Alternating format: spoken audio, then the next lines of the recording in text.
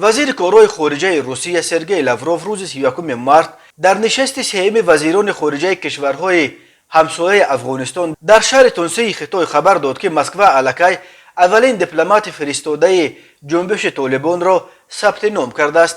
میخواستم تاکید کنم که ماه گذشته نخستین دیپلمات فرستاده حکومت نو افغانستان به مسکو آمد و در وزارت ما اکریدیتاسیون گرفت، گفت لاوروف. رهبر اداره سیاست خارجی روسیه از رژیم نو طالبان ستایش کرد که با وجود کمبود تجربه راهبری، محدودیت‌های مالیوی و اقتصادی و فشار حربی و سیاسی از طرف امریکا و متحدانش، مأموریت نو افغانستان در عموم از عهده در حالت شنا نگاه داشتن کشور برآمده ایستاده است. به عقیده لاوروف در سمت مبارزه با تروریسم نتیجه های مشخص به چشم می رسند. در ساحه حمایت حقوق انسان تلاش ها انجام داده می شوند. کابل به طور فعالانه روی گسترش روابط دیپلماتی و اقتصادی کار می کنند. این همه بدون شک به اعتراف بین المللی مقامات نو افغانستان مساعدت می کند. سرگئی لاوروف در حوزه نشست همسایه های افغانستان همچنین با رهبر وزارت خارجه حکومت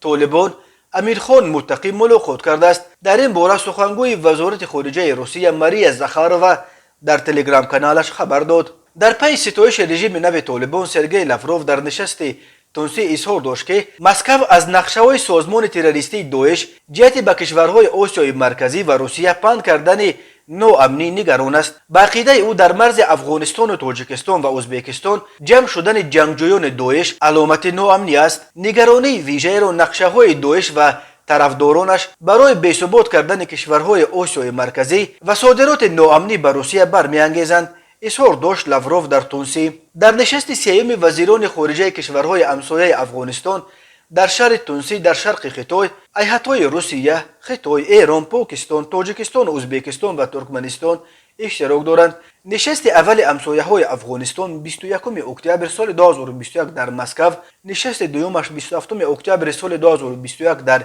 تهران دایر شده بود. جنگجویان طالبان ماه آگوست سال 2021 در روزهای خروج نیروهای ائتلاف بین المللی تحت فرمان امریکا و ناتو از افغانستان قدرت را در این کشور غصب کردند، ولی حکومت نو آنها را تا حال یگان کشور رسما اعتراف نکرده است. بسیاری از بازیگران اساسی در عرصه افغانستان با رژیم نو طالبان تماس‌ها برقرار کردند و از جمله چند روز پیش وزیر خارجه خطای هم از کابل بازدید و با رهبران طالبان ملاقات کرد. تاجیکستان از انگشت شمار کشورهایی است که حاکمان نو افغانستان را قبول ندارند و طلب دارند که آنها باید در حکومت خود به دیگر قوم‌های ساکنان افغانستان به ویژه به تاجیک‌های آن کشور باید جایگاه شایسته قائل شوند.